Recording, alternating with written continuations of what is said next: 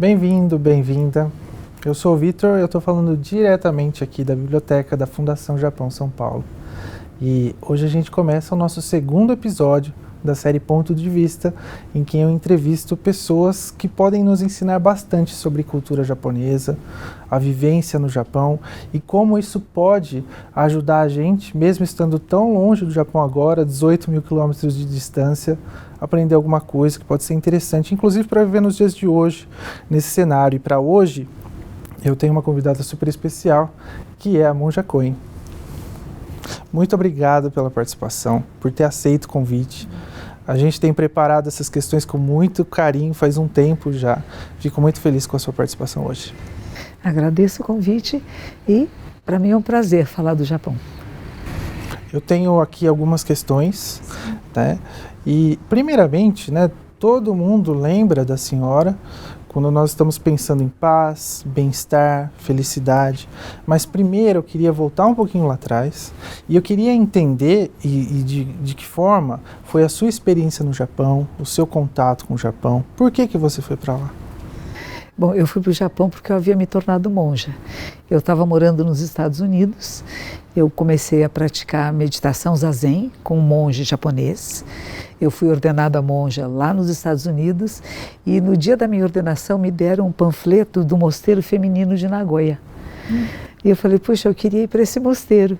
E o meu professor disse, não sei se vai dar certo, monjas americanas foram, não se adaptaram à cultura japonesa. Eu falei, não, mas eu sou brasileira, eu acho que eu me adapto. Então, ele conversou com a nossa superiora. No começo ela disse, mas tem que vir pelo menos para ficar 4 anos, 5 anos, menos do que isso não adianta, porque não sabe falar japonês, não conhece a cultura, né? Então não vai dar certo. E eu falei, tá bem, eu vou. E ele foi muito hábil porque ele disse para mim, você fique o quanto tempo você achar necessário. Se você quiser vir embora antes, você venha, mas a proposta são 5 anos. E fui. Eu tinha aprendido só o alfabeto japonês, aí o kakakikoko, um pouquinho só que eu sabia, e sabia muito pouco da cultura japonesa. Mas me interessava o Zen, e me interessava muito um autor que chama Mestre Dogen, que viveu no século XIII, que o meu professor até dizia assim, não leia as traduções porque não são fiéis ao pensamento dele. E eu havia ido da biblioteca pública lá de Los Angeles e pego 2 livros dele que são maravilhosos. Eu falei, não, eu tenho que ir lá por causa dele, por causa dessa maneira de pensar e de ser. Então eu fui por causa do Zen. Fui para o mosteiro feminino em Nagoya, muito diferente do que era nos Estados Unidos, a prática da meditação. Tivemos... Um dia foi muito interessante, eu havia visto um filme dos monges nos nossos mosteiros sede, e conforme eles vinham andando, um vinha de um lado do corredor, outro do outro. E quando eles se encontravam, eles faziam uma reverência e continuavam. Eu falei, mas que bonito. E eu estava no mosteiro. Eu vinha vindo para um corredor e do outro lado vinha vindo outra monja. E quando íamos passar em frente do altar, eu fiz essa minha reverência bem solene, como eu vi no filme. E a menina vira-se para ela, tinha 18 anos, e diz assim, hi! Então foi a primeira experiência real de uma realidade que no meu imaginário era tão solene, tão sagrado, vamos dizer assim, e para a gente encontrar a pessoa que é uma jovem de 18 anos que está no mosteiro e estava muito feliz de encontrar uma estrangeira para poder falar inglês. Então, toda a minha solenidade daquela reverência virou hi! Foi muito bonito isso. Em Nagoya. Em Nagoya. Então, houve um desfazer de imagens que nós podemos ter do Japão. A gente tem imagens pré-fabricadas, né, de alguns filmes, de algumas experiências. Você pensa, eu vou encontrar isto lá. Não, a gente vai encontrar uma variedade de experiências muito grandes. Me foi permitido ter aula de chá numa professora que ficava a 3 estações de metrô do nosso mosteiro. E essa foi outra coisa muito interessante, porque tinham jovens nessa época no mosteiro, no metrô, com correntes penduradas, uns cabelos diferentes. E quando chegava uma pessoa de mais idade, se levantavam e davam lugar. Então eu percebi uma coisa muito diferente do que às vezes a gente vê aqui no nosso mundo, no mundo ocidental. A pessoa que é muito irreverente à sociedade, ela é irreverente o tempo todo. Quando chega uma pessoa mais idosa, ele não levanta porque eu sou irreverência ao sistema. E lá não. Pode ter aparência de reverência, mas tem uma cultura que está tão profundamente estabelecida pela educação da sociedade que mesmo com aparência de muita extravagância, tem uma delicadeza de gesto e de atitude que muito me surpreendeu. Então foi bem interessante. Eu cheguei, como eu falei, sem conhecer quase nada da cultura. Fui recebida pelo irmão do meu professor, que era um monge japonês em Los Angeles. Fiquei no templo dele acho que 2 dias e ele perguntou para mim, o que você quer conhecer no Japão? Eu falei, os mosteiros sede. Ele falou assim, você não quer visitar? Eu não conhecia nada praticamente, não tinha muita experiência nem afinidade. Tinha visto alguns filmes, mas muito pouca coisa. Uma coisa que eu achei super interessante, que eu acho que vale a pena para todo mundo que está aqui assistindo, que a senhora mencionou o seguinte, esse choque de imagens que a gente chega no Japão, quando a gente vai pela primeira vez, a gente tem uma bagagem de imagens, impressões do Japão por filmes, livros, animação, mangá e afins, mas não é bem assim que funciona, né? E eu queria ouvir da senhora sobre outras experiências nesse sentido, essas pequenas descontinuidades com o que você imaginava que era o Japão antes de chegar lá. Sim. E com o que você acabou encontrando de fato. Veja só, no nosso mosteiro, a gente tinha a impressão, quando eu cheguei, a minha superiora disse isso, você pensa que aqui são todos seres iluminados e superiores? Não, somos seres humanos. E é como se pusesse pedras numa jarra, e a gente fecha a jarra e sacode, e vai bater ponta com ponta, dói. Mas quem ficar redondo primeiro não fere nem é ferido. E eu me achava redondinha, eu me achava que não ia ter problema nenhum. E na vida do dia a dia a gente começa a perceber que bate. Tem questões culturais, porque, por exemplo, para nós aqui, se você está na frente de um superior, você não se senta até que essa pessoa diga, sente-se. E eu ia falar com a nossa superiora, que estava sentada no chão, e ficava em pé na porta. E acharam que eu era tão arrogante que eu não me abaixava nem para minha superiora. Mas foi tão delicada a maneira de fazer-me perceber, porque ninguém chegou para mim e disse, ajoelhe-se para falar com ela. Mas um dia eu estava andando no corredor, ela vinha vindo e tinha uma monja junto comigo, e quando ela viu a superiora, ela se ajoelhou e começou a falar com ela de baixo para cima. E quando terminou essa conversa, eu perguntei a ela, por que você fez isso? Disse assim, porque aqui no Japão, quando uma pessoa é acima de você dentro da hierarquia, você se coloca fisicamente mais baixo do que ela. E aí eu percebi que eu estava por meses sendo muito grosseira, sem nem ter noção disso. Então temos diferenças culturais, sim, que é bom para quem vai ao Japão saber um pouquinho antes, são pequenos detalhes. Se você chega no lugar, por exemplo, para jantar, almoçar, e tem um lugar nobre na mesa, que atrás tem o tokonoma, que é um nicho na parede, que tem uma flor, uma caligrafia. E eles sempre vão dizer para você, que é o convidado, que sente-se lá. O educado vai dizer, não. Eu não, o senhor que me convidou, sente-se aqui. Eu sento no lugar mais baixo. Mas são detalhes. Eu fui morar mais tarde, eu fui trabalhar num templo em Sapporo, no norte do Japão. Quando chega uma pessoa, eu tive que alugar um apartamento. Não tinha lugar no templo para residência, eu aluguei um apartamento. E o que eu percebi? Quando você vai morar numa casa no Japão, num apartamento, seja onde for, você vai cumprimentar todos os vizinhos. Você vai de casa em casa, leva um sabonete, não entra na casa, não é uma coisa invasiva. Apenas diz assim, estou me mudando, estou naquele prédio, meu apartamento é tal, sou uma monja zen budista, se precisar de alguma coisa, podem me chamar. E acabou, a conversa é essa. Não é invasão na casa do outro, né? E acho que muitos brasileiros que foram ao Japão quando teve a grande onda migratória não faziam isso e se sentiam isolados, mas era um isolamento porque não houve o gesto de aproximar-se, que Lá no Japão todos fazem isso. Japoneses ou não japoneses criaram o hábito de se apresentar a seus vizinhos. E a gente não tem, a gente às vezes aqui mora no mesmo prédio, né, se cumprimenta no elevador, né? Então saber quem eu sou, por que estou aqui, o que estou fazendo facilita relações. Eu acho que isso é importante. Mas teve muitas coisas. Uma vez eu fui rezar na casa de uma senhora, ela era uma das senhoras mais idosas de Nagoya. E ela tinha os cabelos pretos, ela não tinha ficado de grisalha. E eu perguntei a ela, por que a senhora explica que a senhora tinha quase 100 anos de idade? Ela disse assim, graças aos meus ancestrais. E aí vem outro olhar que é muito interessante, que nós não pensamos muito nisso no Ocidente, né? Tudo que somos é graças a nossos ancestrais. Os genes que nós carregamos, o DNA que nós carregamos. Então esse respeito à ancestralidade que as pessoas esquecem, como se eu nasci de repente do nada, eu pulei aqui do universo e ia vir aqui, e essa linhagem, esse respeito a essa vida que começou lá atrás. E não são só aqueles cujos nomes nós nos lembramos.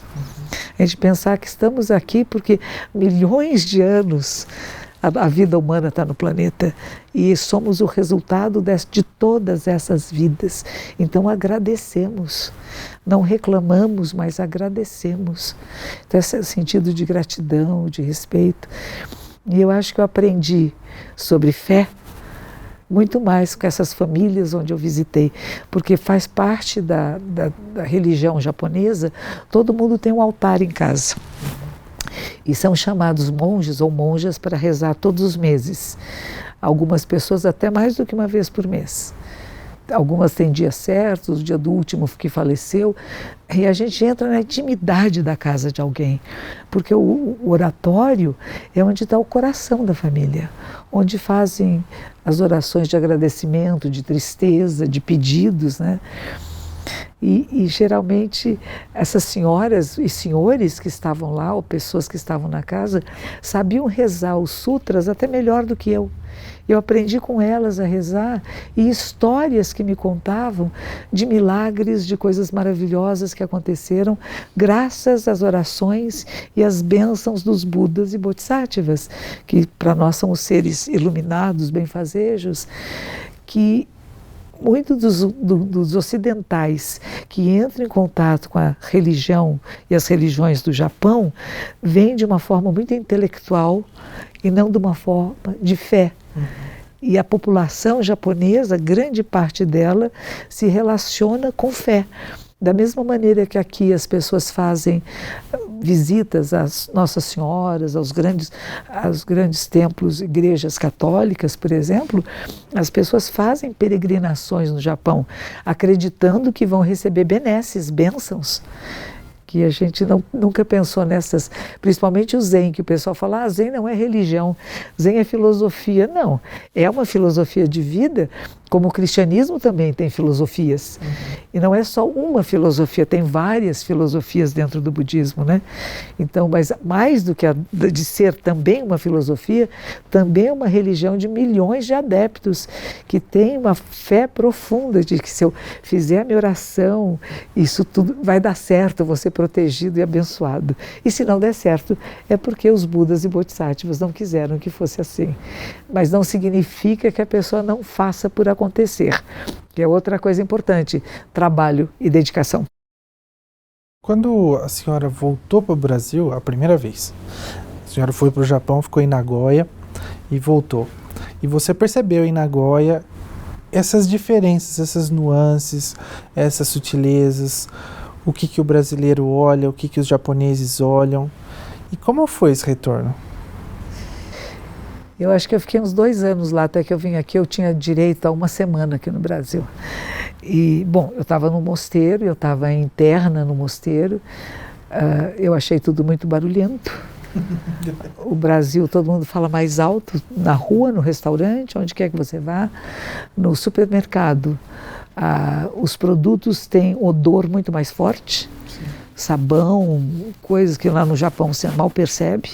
Você passa de um departamento para outro sem perceber tanta diferença de odores. Existe uma certa delicadeza no trato, um respeito ao outro, talvez porque estejam tão próximos uns dos outros, seja uma população muito grande em áreas menores do que as nossas, né? Tudo tem uma explicação pela qual seja, mas é diferente. E eu tinha família aqui no Brasil e ficaram muito contentes de dizerem para mim, vamos ao shopping. E aquilo para mim era um sacrifício, porque era muita solicitação de imagens, né? Existem shoppings no Japão, mas na época que eu cheguei no mosteiro eu não saía, eu estava em clausura. Então, aliás, o meu avião parou nos Estados Unidos, foi em Dallas, Texas, e o que eu mais notei era o tamanho do pé dos homens. Porque eram pés enormes. E no Japão a gente anda muito como monjas, a gente anda muito olhando para o chão, você não anda olhando para as pessoas. E outra coisa que na cultura japonesa não faz, encarar o outro, né?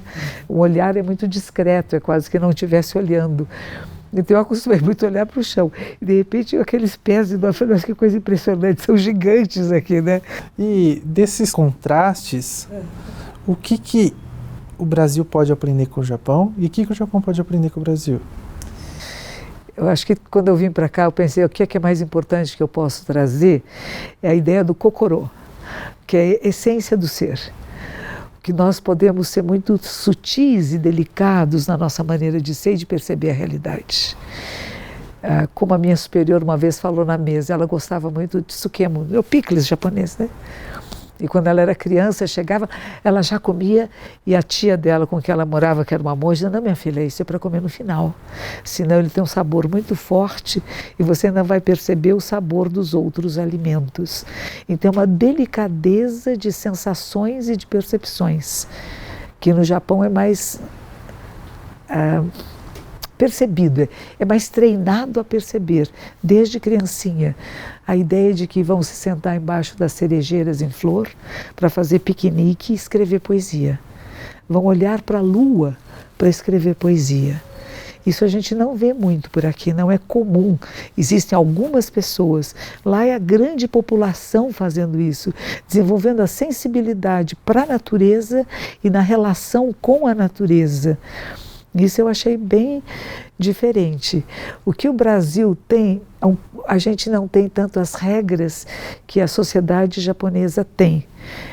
E uma coisa que me impressionou lá, e impressionou negativamente, eram crianças que eram abusadas na escola pelos seus coleguinhas, e como a sociedade é tão estruturada, você não pode falar jamais para os seus professores e orientadores que você está sendo provocado ou maltratado. E houve até o caso de um suicídio de um jovenzinho de 8 anos de idade. Então, isso me impressionou muito, né? Que o que nós podemos oferecer é isso, conte para alguém se você está sendo maltratado. Não esconda suas dificuldades. E mesmo no local de trabalho, quando existe muito a história do happy hour, né? Por que tem o happy hour?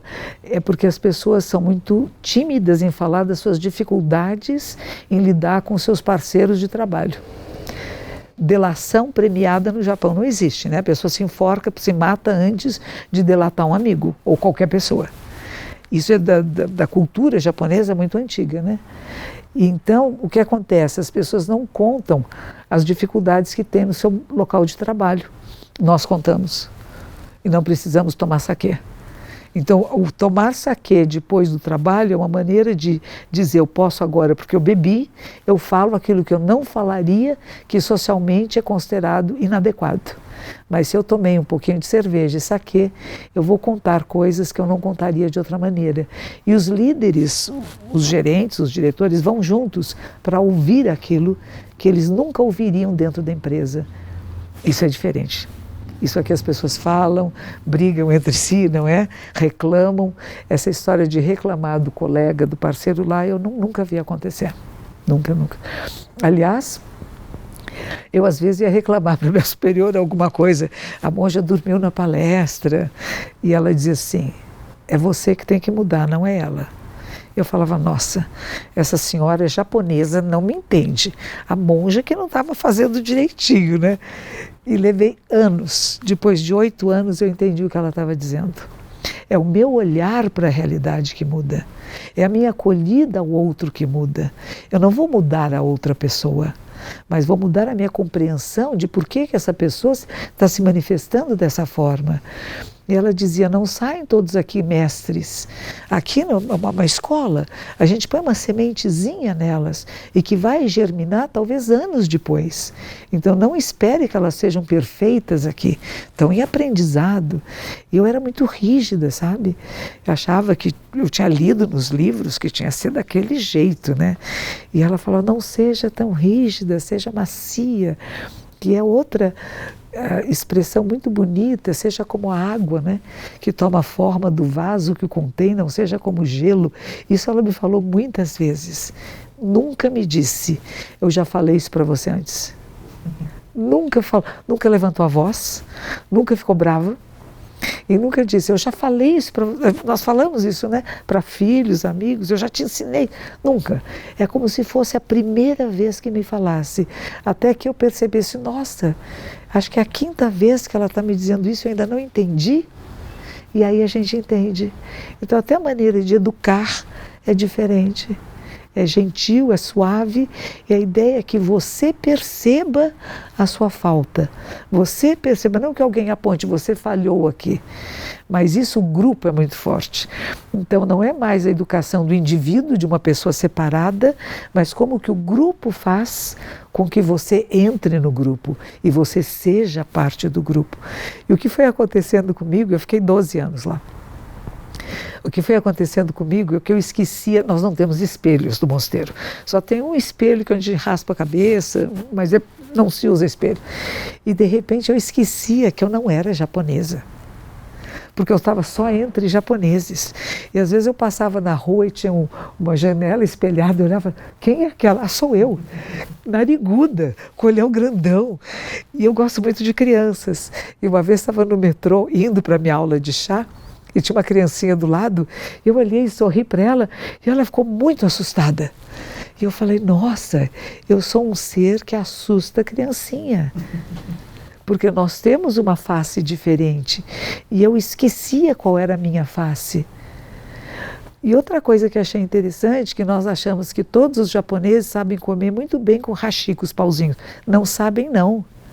Tem pessoas que não sabem, não aprenderam a comer direito com hashi. Eu vi a minha superiora ensinando monjas japonesas que chegavam como pegam no hashi, como se senta na mesa, e eu cheguei a ensinar pessoas japonesas a tomar banho no mosteiro. Porque a gente pensa que todo mundo tem uma certa educação que é comum, como se faz no mosteiro, e não é. No mosteiro, por exemplo, a gente nunca pega com o hashi comida de um outro prato. Você pega esse prato na mão e come. E põe ele de volta. E no banho, ninguém entra no banho sem ter tomado completamente, se lavado completamente com uma baciazinha. A gente pega a água dentro da banheira, põe na bacia, lava o corpo inteirinho com água e sabão, tira o sabão.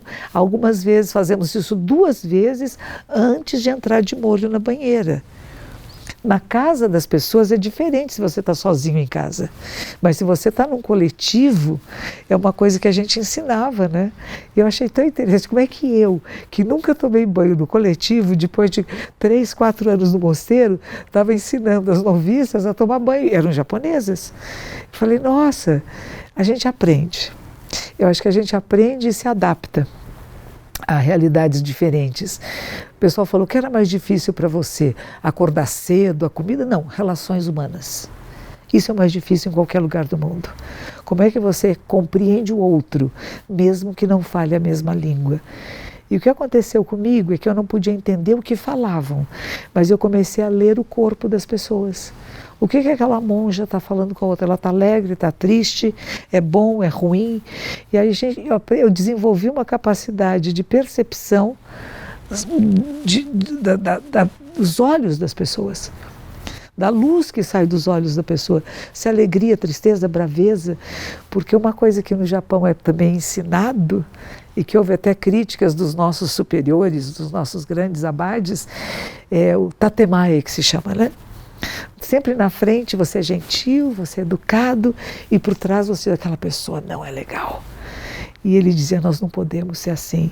Talvez uma coisa a aprender com o Ocidente, um dos nossos grandes abades disse, foi isso, fale a verdade. Se essa pessoa te incomoda, tem alguma coisa que te incomode, não fale por trás. Fale, exprima a verdade. Porque faz parte da educação muito tradicional de nunca falar o que você está sentindo. É como quando dá um presente. Você não abre o presente na frente da pessoa que deu. Porque seus olhos podem revelar que você já tem, não gostou ou vai passar adiante. Então você abre com muita delicadeza, porque se você não... E abre em casa, sozinho. Porque se não gostou, você fecha e vai passar para alguém. Mas tomar cuidado de não chegar lá de volta. Então tem certas coisas da cultura japonesa, o que eu gostei muito, por exemplo, problemas de dificuldade de doença, morte, que são situações que as pessoas precisam de mais dinheiro. Todo mundo que vai visitar uma pessoa doente leva um envelopinho com dinheiro para cobrir despesas de alimentos, remédios, etc. E outra coisa, em casamento, a mesma coisa, morte, a mesma coisa. Todo mundo vai e dá dinheiro. Então, na sua despesa mensal, já está incluído aquilo que você vai gastar para casamentos, enterros, pessoas doentes que possam estar e que você vai contribuir. Dá essa sensação de que somos uma comunidade. E nos apoiamos mutuamente. Famílias japonesas tradicionais aqui no Brasil continuam fazendo isto. E nós, no Ocidente, perdemos isso. É muito raro que alguém veja, tem um amigo que está doente no hospital, então vou dar um dinheirinho para ele, vou levar. E dão até com delicadeza, às vezes põe numa mesinha ao lado, né? Não é dizendo, estou te dando dinheiro, né? É uma coisa muito sutil e delicada, porque são momentos que as pessoas têm necessidades extras, né? E, então todo o grupo social apoia e ajuda. Isso eu acho muito bonito. E é uma coisa, quando eu falei de trazer o kokoro, é isso, né? Trazer essa delicadeza de percepção, de sentimento, que não é uma exibição, olha que eu estou te dando isto, ao contrário, é feito de uma forma muito sutil para não embaraçar ninguém, não criar uma situação desagradável e ao mesmo tempo de acolher. Mas falta às vezes um pouco esta veracidade na relação, de dizer, não, isso que você falou eu não concordo, não estou de acordo. Não tem um ponto de vista diferente e isso às vezes falta um pouco, né, nas relações. Contaram uma história para mim que eu achei bem interessante. Acho que era um norte-americano que foi fazer negócios com uma empresa japonesa e parte dessa ideia do negócio é que eles fossem fazer um piquenique. E foram todos juntos fazer o piquenique num lugar muito bonito, tinha um lago muito lindo, e puseram esse senhor, que era o americano, de costas para o lago. Ou seja, você fica de costas para o lugar mais nobre, deram para ele lugar nobre para sentar. E estavam todos comentando para ele, mas que lago bonito, que beleza de lago. E ele então virou-se de costas para o grupo para olhar para o lago. E não fizeram um negócio com ele. Porque disseram que ele iria virar as costas para eles. O simbólico do corpo, o simbólico das atitudes são consideradas muito fortes no Japão. Nós aqui não consideraríamos isso, que era alguém que iria virar costas para nós, né? Pelo contrário, ele está junto, está vendo o mundo como nós estamos vendo. E lá foi considerado, não, ele pode virar as costas para nós. São pequenas delicadezas que eu achei muito interessante da gente desenvolver isso. Eu tenho uma pergunta difícil. Vale. Essa é difícil. Pensando no seu treinamento, na sua experiência nos Estados Unidos, no Japão, no Brasil, a grande questão que eu acho que é possível ser feliz? É, claro que é. Mas não existe um estado de felicidade permanente e contínua. A palavra feliz vem até de fértil, de frutífero, né? Quando você faz alguma coisa, você tem uma proposta, que ela é aceita, você fica contente. Eu digo, a mãe que amamenta, ela é feliz de amamentar mesmo que doa, que machuque. Mas você está doando, você está dando. Então a felicidade não é que eu pego coisas. E não é só quando tudo está aparentemente perfeito, porque essa perfeição não existe. Que é inclusive na arte japonesa, né? A beleza da caligrafia é que você não é máquina. Você não faz como a máquina faz a caligrafia perfeita. Falta alguma coisa, e porque falta é arte. E a beleza nisto, como a natureza, ela não é perfeita em tudo. Tem um galho mais para cá, outro para lá, não é tudo certinho, né? É a gente apreciar as coisas como são. É encontrar um estado de plenitude, que é o Wabi-Sabi, né? Até quando falta alguma coisa. Está faltando, mas não falta nada. Porque é natural que falte alguma coisa. Não está completo e perfeito o tempo todo. Então, ser feliz é isso, não é dizer, o tempo todo tudo está bem, minha vida está boa, eu tenho um salário bom, eu tenho um bom emprego, uma família maravilhosa. Mas será? Isso é permanente? É o primeiro ensinamento de Buda, não há nada fixo, nada permanente, tudo é transitório. E a gente poder fluir nessa transitoriedade, né? Sem querer segurar nada. Quando eu me apego a alguma coisa, por isso a gente fala, sem apego e sem aversão, o caminho é livre. Se eu me apego a alguma coisa, eu seguro, eu me limito. E se eu tenho aversão, não quero, parece que a gente atrai aquilo que a gente não quer, né? Mas se você está mais solto e livre, o que vier para mim, eu sou capaz de lidar com isto. E se não sou, vou aprender. Vou procurar um professor, vou procurar alguém que possa me ajudar a resolver minhas questões, né? Eu pergunto isso porque a gente tem vivido uns tempos muito difíceis, né? Várias famílias foram quebradas por conta da pandemia, as doenças, as separações, o luto também.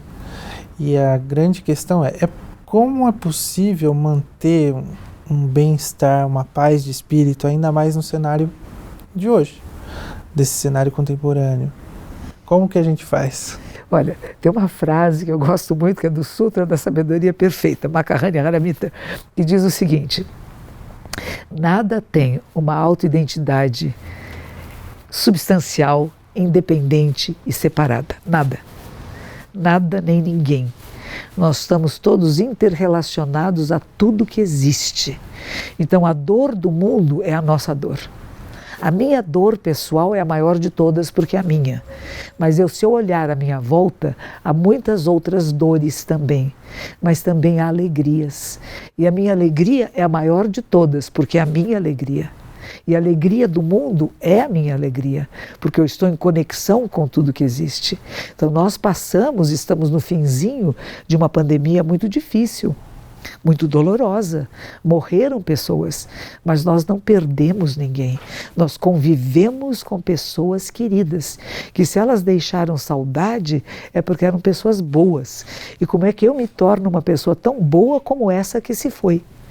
Então vive em mim, meus ancestrais, e isso é uma coisa bem forte no Japão, e aqui também, se a gente prestar atenção, meus ancestrais vivem em mim.